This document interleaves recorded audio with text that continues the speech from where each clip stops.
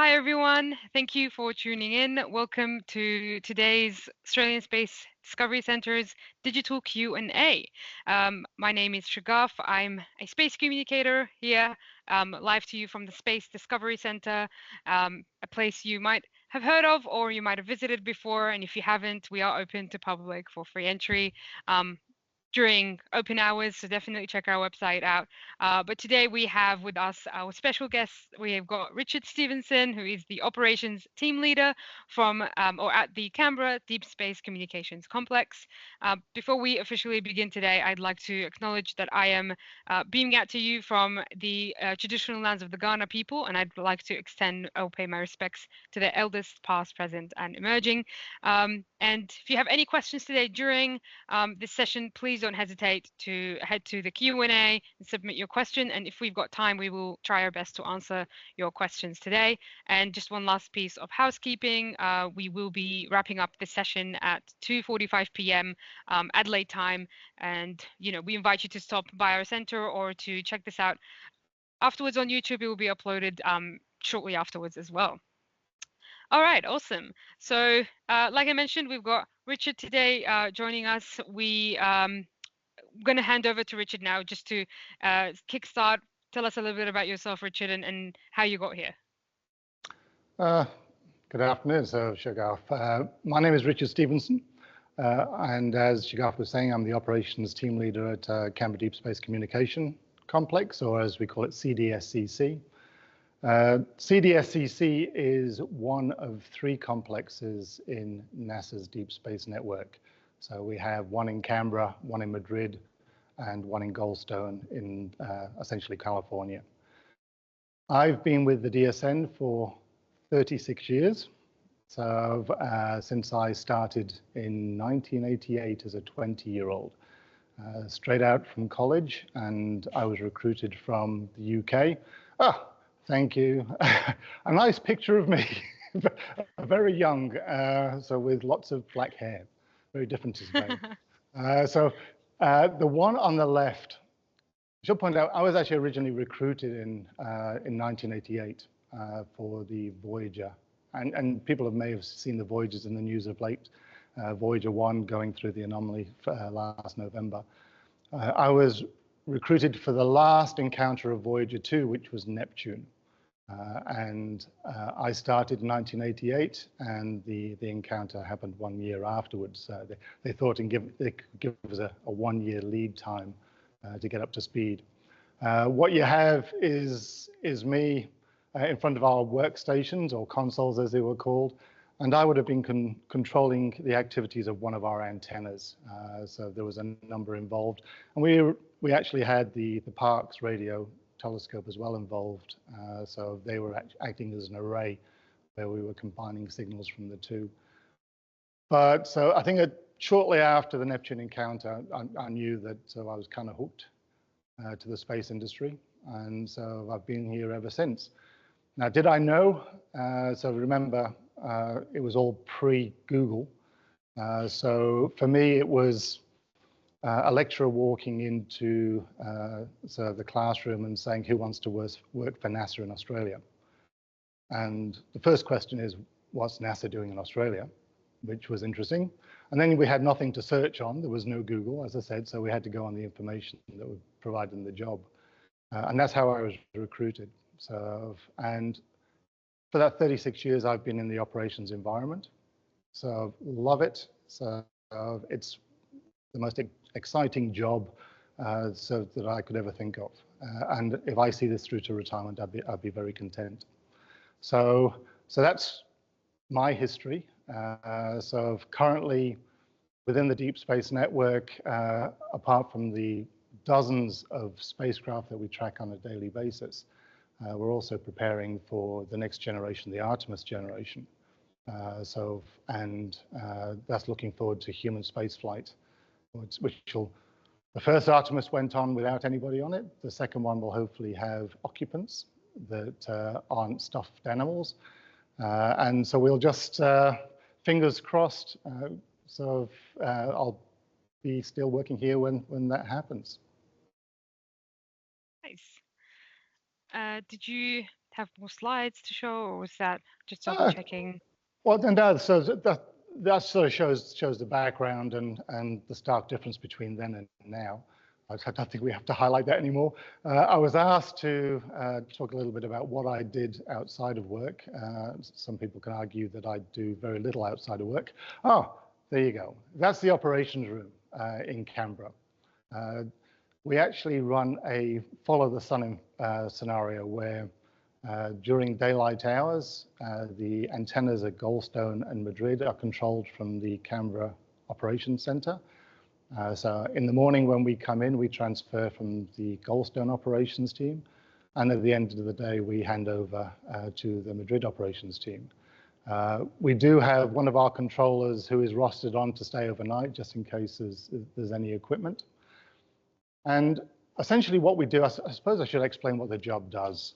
We have 40-ish spacecraft, and it does depend. Obviously, when the first Artemis went up, it had a number of CubeSats as well.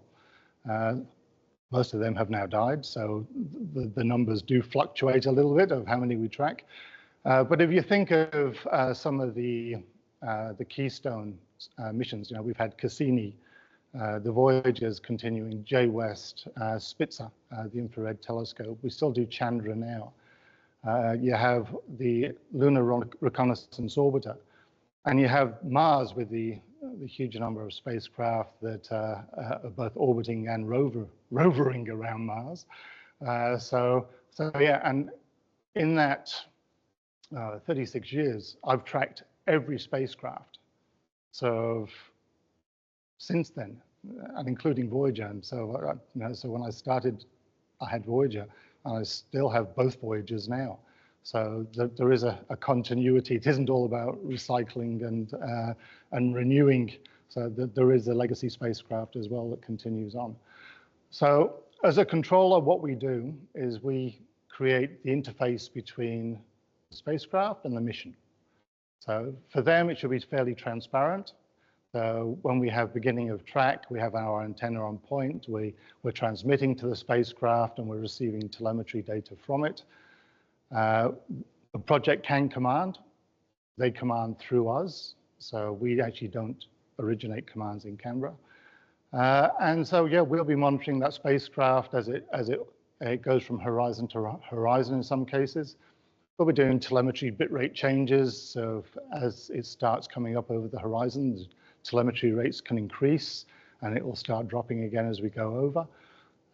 So a fairly dynamic support. With Mars, it has an additional layer of complexity where we can just point the antenna into the middle of Mars and the beam width of the antenna can pick up every spacecraft around it. And if you look at the spectrum of the DSN band, you see all the little spikes from all little spacecraft around Mars. And we can just assign a receiver to one of those spacecraft. And we can be supporting 4 or 5 spacecraft at once using a single asset or a single antenna. Can only command to one, so we can, but we can take turns. So as one spacecraft is occultating around Mars, we can be swapping our transmitter to another spacecraft as well. But yeah, so milestones, obviously the Voyager, you know, so when Voyager 2, and I was saying why I was hooked, the day Voyager encountered Neptune, it went into occultation on the moon Triton first. And I can still remember having a strip chart of the receiver signal level coming through. And so I have a JPL behind me as well. And we're just watching the signal as it starts to go into occultation. And as it dropped, as Triton so obscured the signal, I was one of the first to think, oh, it does have a little bit of an atmosphere. And at that point, I thought, oh, because instead of just getting a straight drop, it was a steady decay as it was cutting through the atmosphere levels. So at that point, I was hooked, and it's carried on. You know, so whenever you have a lander, you know, Cassini was brilliant as well. So, and not only did I see the launch of Cassini and take part in that, but also at the very end after the grand finale, I was able to, say goodbye to the project. So after it had gone into to Saturn. So as I said, to participate is a buzz, and it's quite addictive as well. And you'll see a couple of slides which I had to add because it gave an outside perspective. But really, my passion is space, both inside and outside work, and certainly I keep up with what's happening.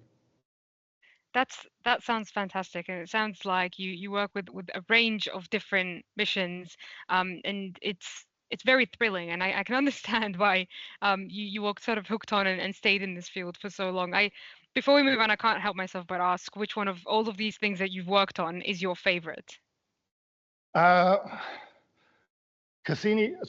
Voyager 1 and 2, mainly Voyager 2, because Voyager 2, since after it encountered Neptune, it went south of the ecliptic. So Canberra had sole rights to Voyager 2. So straight away that has, this is ours. And so, but as far as missions, so, which were really audacious, so they were like right on the edge was Cassini. And to actually see that mission born and then finally disappear into Saturn was certainly exciting.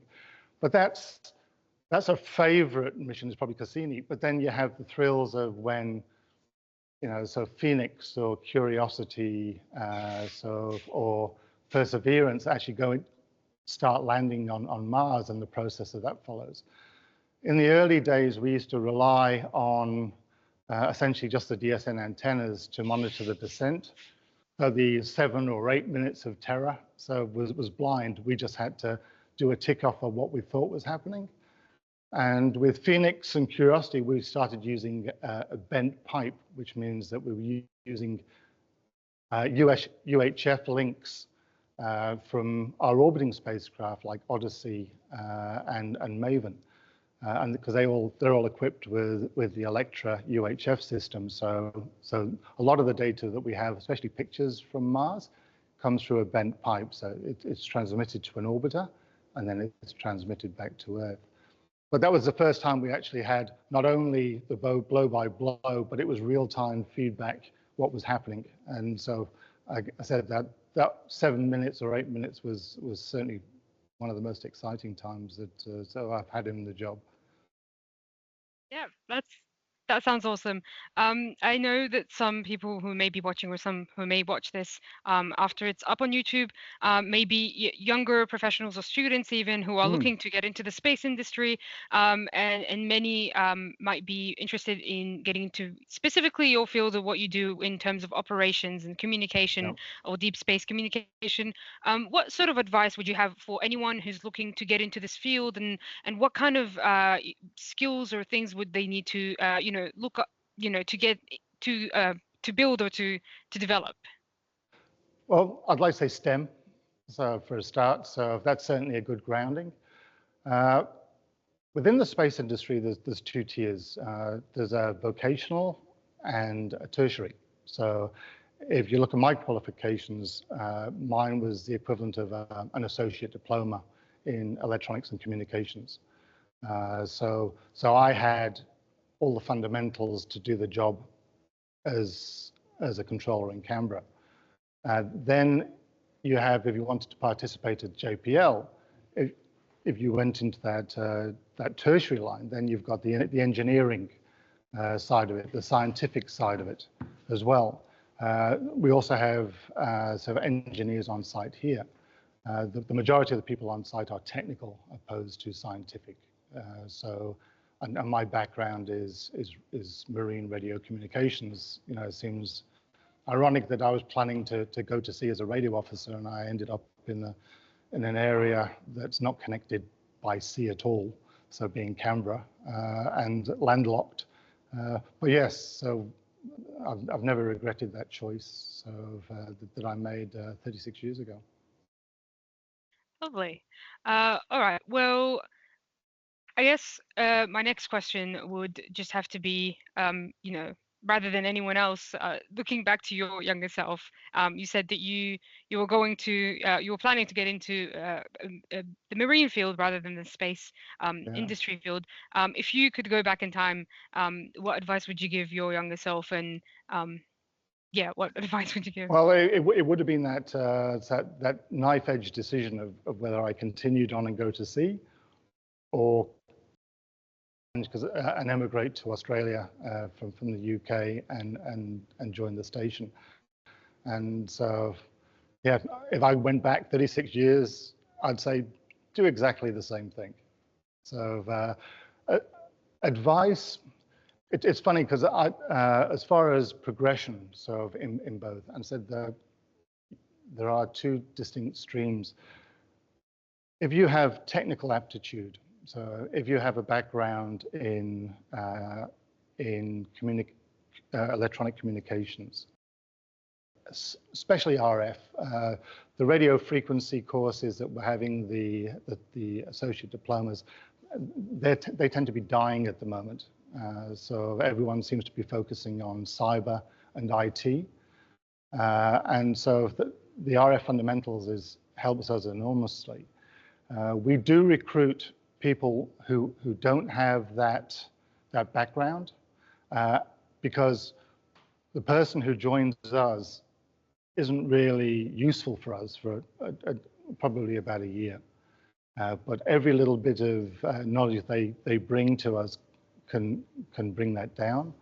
And certainly RF electronic communications.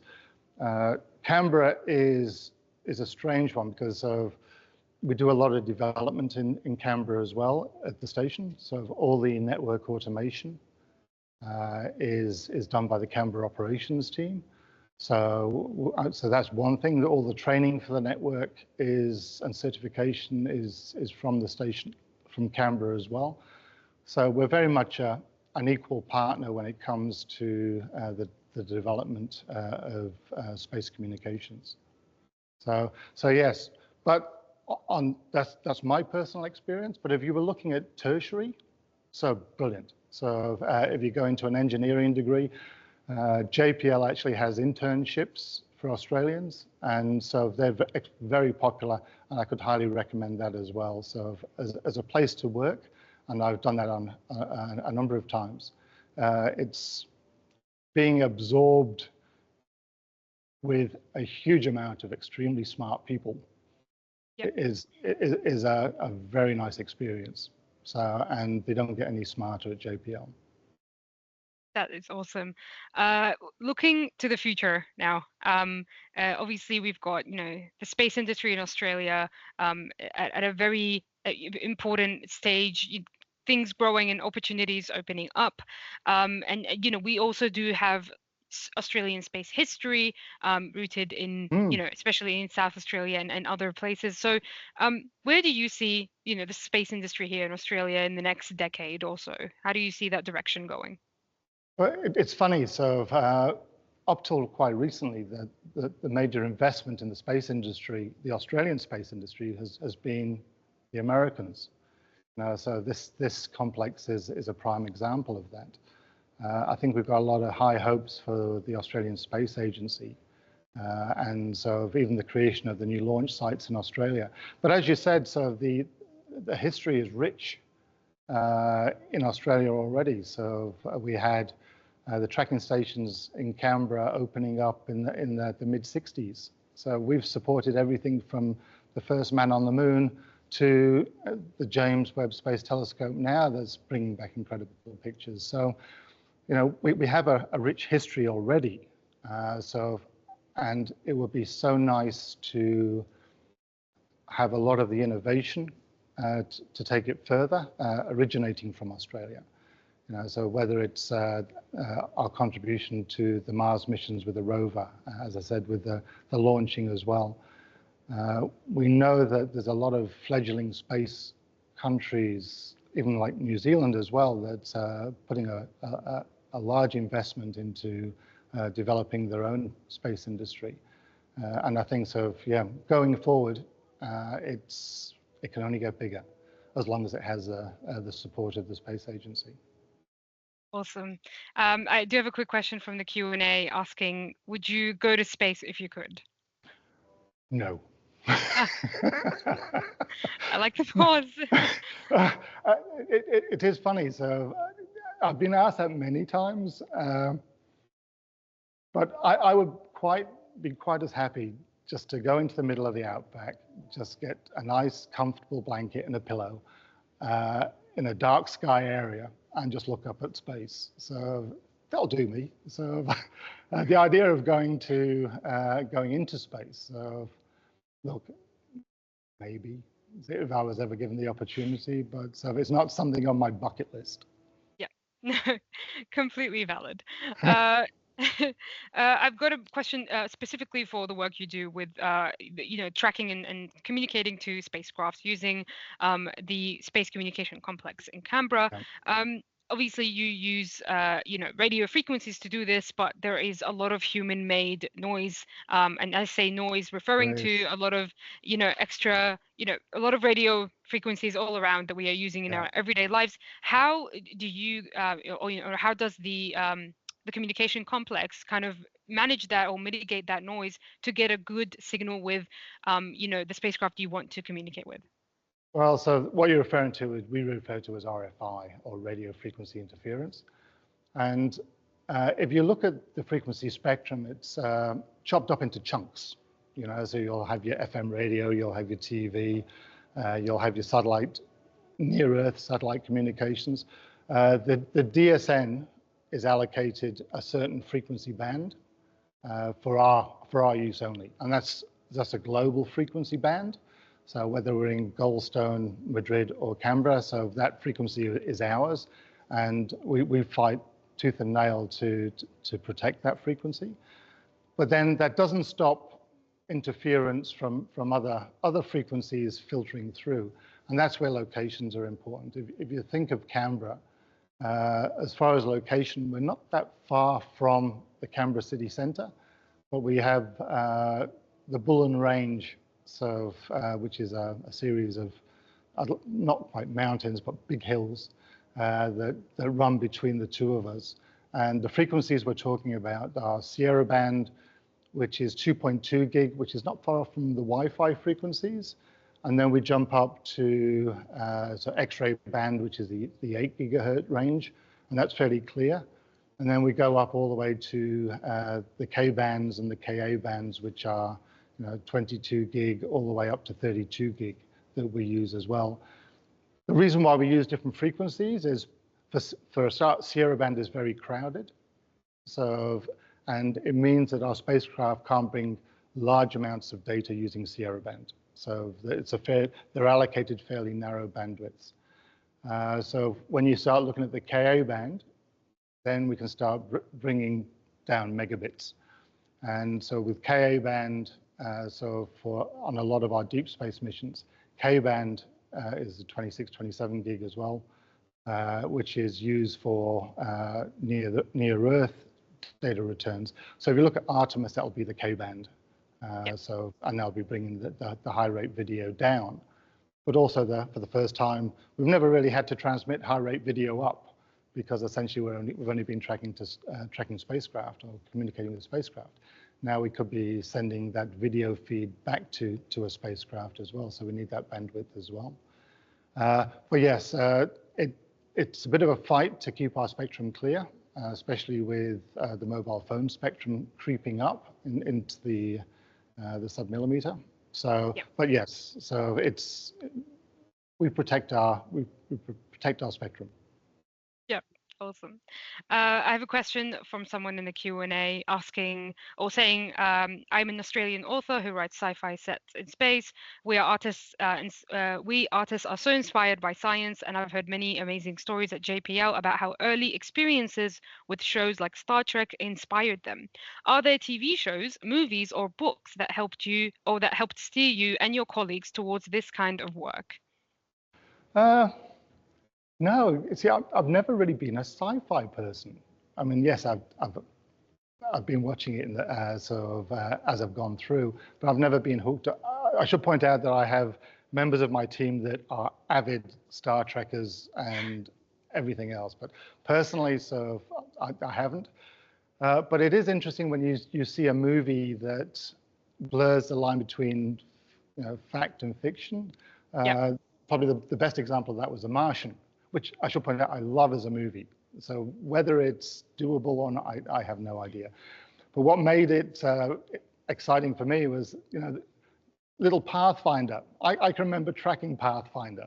So when he digs it up and uses that as a communications tool to get back to Earth, I'm going, I can relate to that. So suddenly you've got sort of fiction in a movie that is based on fact, and that's when it gets exciting, because then you can join the dots between the two and you can start extrapolating to the future. So, which I suppose in some ways is like any science fiction. So going forward.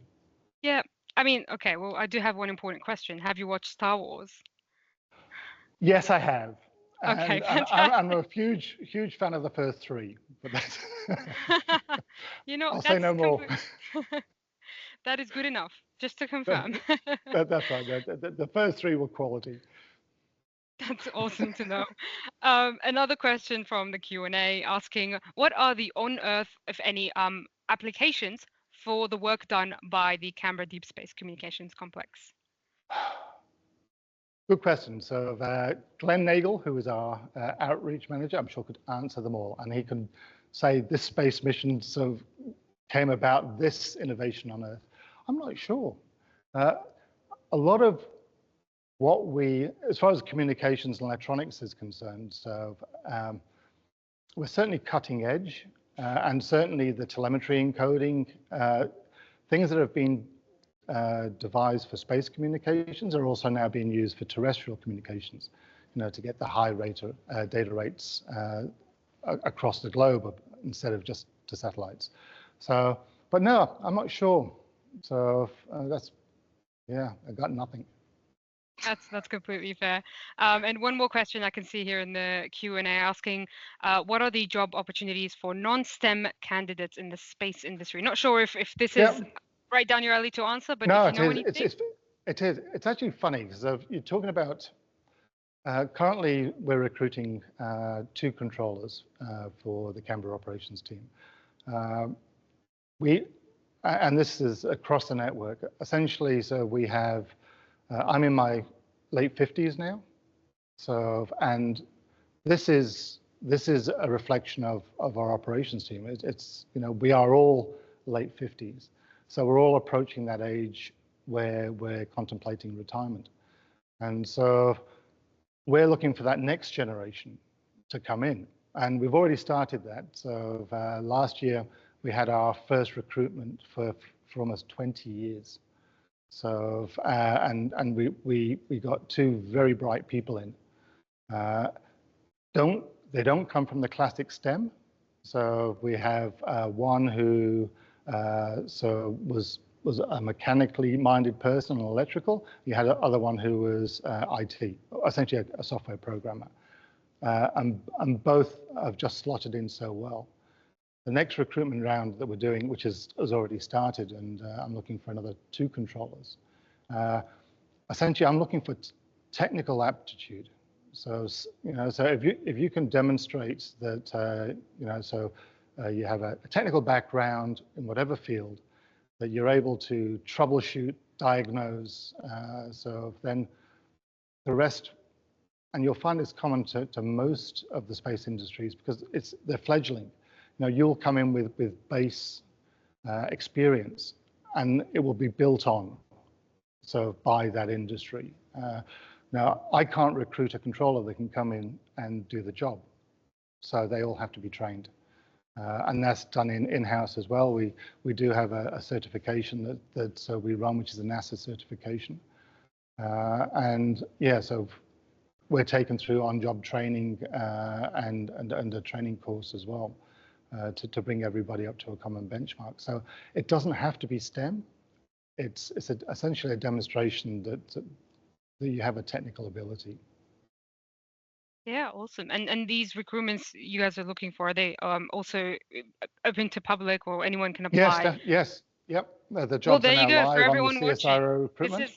yeah, this is promotion, plug for the Yeah. recruitment. Oh, definitely. Awesome. Yeah. So Yeah. so we're very careful about who we recruit. Obviously, and this is the nature of the job. The job is you're working in a very tight knit 16-person team.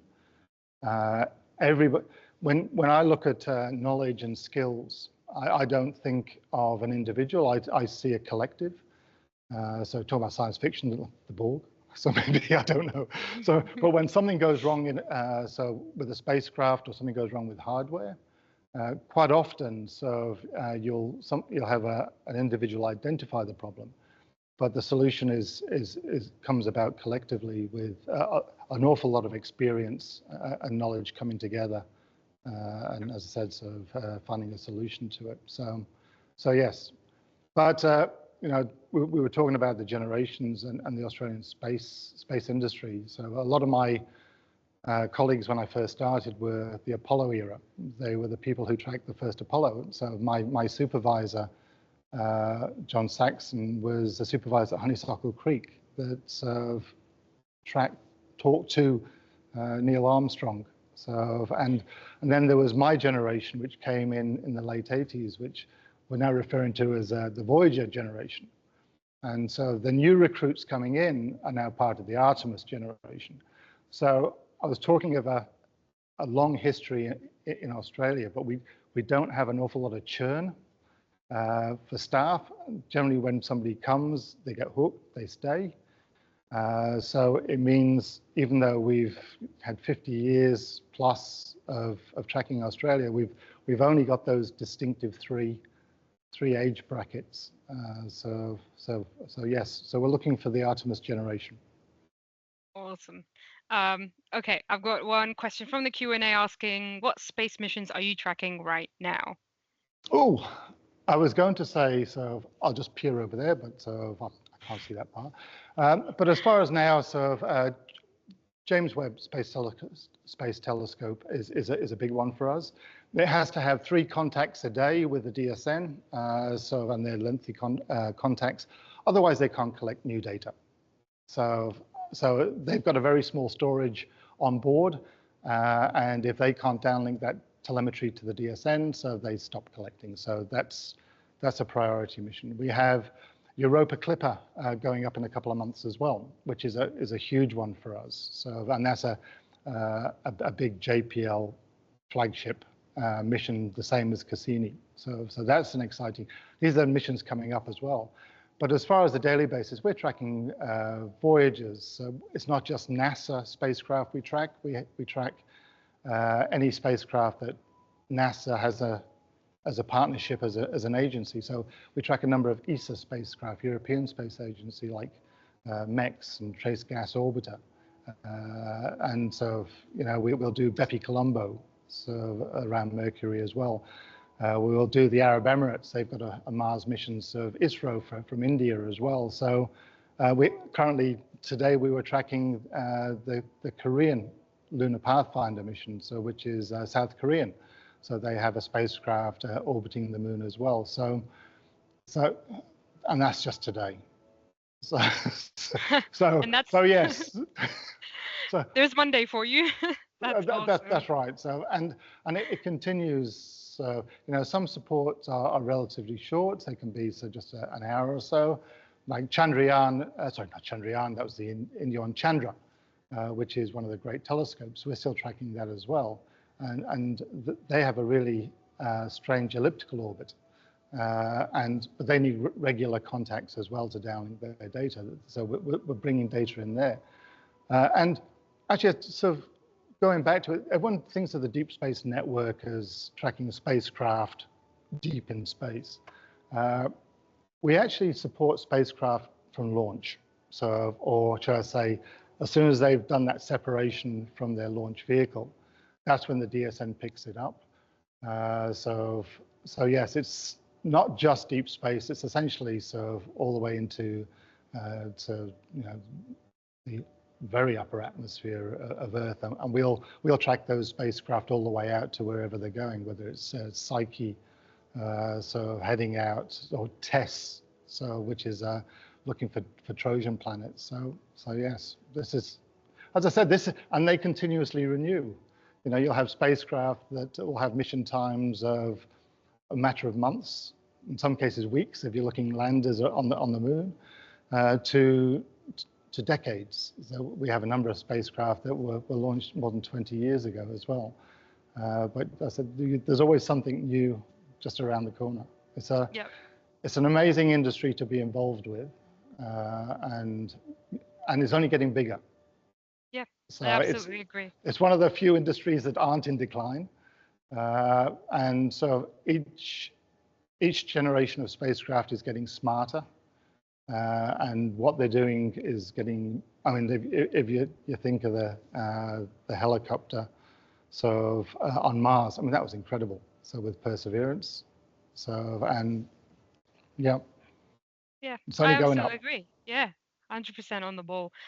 You mentioned the James Webb Space Telescope. Obviously, that is, a quite unique mission. You've got a very, very large spacecraft that you are sending to a particular point at L2.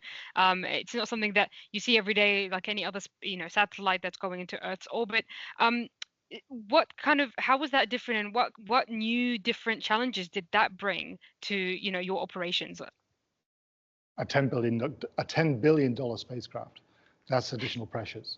Yeah. So the fear of making errors is certainly comes into play.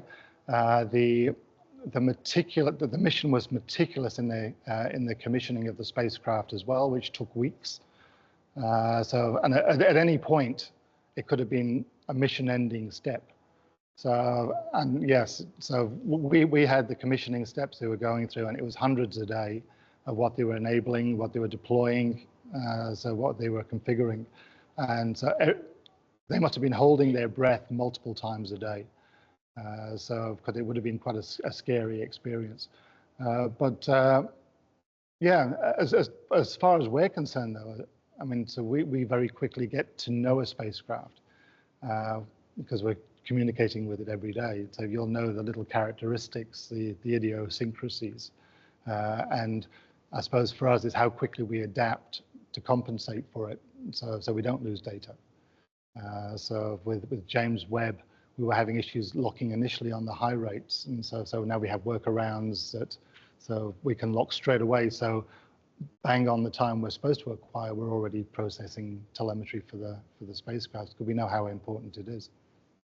Yeah, that sounds fantastic. For those who may or may have not seen, James Webb Space Telescope photos have been incredible. The ones that we've seen that have been releasing over the past year and a half or so. Do you have a favorite photo from the James Webb Space Telescope? Is it the Horsehead? I think it was the Horsehead Nebula. Was that was incredible as well. But it's, I mean, each one that comes out, you think, oh wow, and it's when you see the comparison with the Hubble space, which was essentially the pinnacle of optics in its time, just to see how much we've progressed now, and not only just the optical, but also the multispectral photographs as well.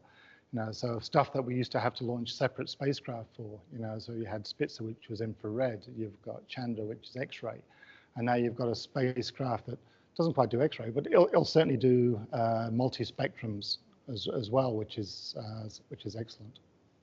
Yep, that's a fantastic choice. One last question just before we wrap up. We've talked a lot about what you do and a little bit about the Canberra Deep Space Communication Complex, and you mentioned Apollo several times, but just for in case anyone who's watching or viewing this later on doesn't know about the history or that particular achievement, can you tell us a little bit more about how the Canberra or the dish kind of in Australia contributed to the first landing of the Apollo missions? Well, so if you think of the Apollo era, Australia was full of NASA antennas. We had on the west coast Carnarvon, so we actually had one at Woomera as well in South Australia, and then we had Tipimbilla. In Canberra, we also had Honeysuckle Creek and Aurora Valley, which have subsequently closed. And then you had the Parkes telescope. And I should point out that the complex here is a NASA site, so where Parkes is a CSIRO site. But over various missions, we've collaborated very closely, whether it's so the Voyager missions as well. So we've used Parkes quite often, the original Apollo era too. So if you look at the history, the first pictures of Neil Armstrong coming down the ladder, that was brought down through Honeysuckle Creek just out of Canberra. And then so Parkes was able to pick it up shortly after it hit their horizon, and then suddenly the definition improved because it's a far larger antenna. So that's all the way from the early days. So the first picture of man on the moon was from Australia. So and the legacy continues all the way. So it saw the multiple Apollo missions. We saw shuttle as well. So we tracked shuttle at Tibimbilla in its early days before it started using the TDRS network, which is essentially an umbrella system so that communicates as it orbits, because there used to be zones of exclusions. You can't put antennas all the way around the world. So you have to have gaps in between, whether it's ocean-based. So the TDRS network allowed that umbrella system so it never lost comms. Going forward, sort of Artemis, the DSN is a key player. Well, it's the only player. And they are talking about a separate lunar network, but that's years away, and so that will be after the next Artemis mission. Awesome, fantastic. Oh, one more question. I just want to make sure I didn't miss anything from the Q&A. I did ask you about your favorite mission, but this question is asking, what's your favorite and most challenging part of your job? Challenging part is when things go wrong. So there's three things that can go wrong. So there's the spacecraft can go wrong. You can have a ground system can go wrong, and then you can go wrong. And so there's three levels of errors. The human error is always the one that scares you, and certainly when you're supporting missions that are on launch or just going into to orbit or landing. So the pressure of not screwing up is real, but also the challenge as well when things do start to go wrong, identifying so whether it's ground-based or space-based. The classic was the Voyager 1 anomaly in November. That was identified by the Canberra team, and fed back to the mission. So, we're providing diagnostic data to the mission so they can make changes and start rebuilding a spacecraft with a failed memory chip. So after 50 years, it's surprising. So yeah, it has anything functional. But yeah, they are the challenges. And that happens every day. That's not just occasionally. This is things go wrong every day. It must be keeping you at the edge of your seat. It's fun when obviously we're part of a hub. So the hub is JPL.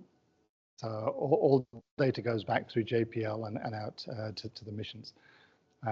There's a person at JPL called the operations chief. And when you get a call from the operations chief and says, so-and-so spacecraft has just declared a spacecraft emergency, and then it goes up a little level as well, because that's where the fun begins. So, and that's what it is. It's fun. I mean, it's a thrill. It's chasing something down, trying to, so bring your experiences and your knowledge to bear and contribute. So yeah, that's probably the most anxious part.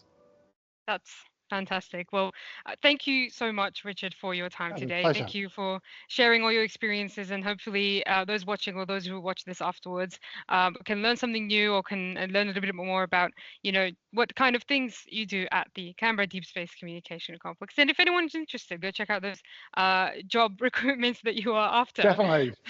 To help you out. I think there's two more weeks. There you go, everyone. 2 more weeks.